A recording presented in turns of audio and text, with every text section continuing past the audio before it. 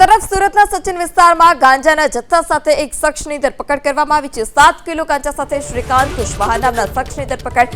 નાસ્તાની લારીની આડમાં ગાંજાનું વેચાણ કરતો હોવાનો ખુલાસો। પોલીસે મોન્ટુ નામના આરોપીને વોન્ટેડ જાહેર કર્યો છે। તો ગાંજાના જથ્થા સાથે એક શખ્સની ધરપકડ કરવામાં આવી છે સુરતમાં, કે જે નાસ્તાની લારીની આડમાં આ પ્રકારે ગાંજાનું વેચાણ કરતો હતો। 7 કિલો જેટલો મોટી માત્રામાં આ પ્રકારે ગાંજો પોલીસે ઝડપી પાડ્યો છે।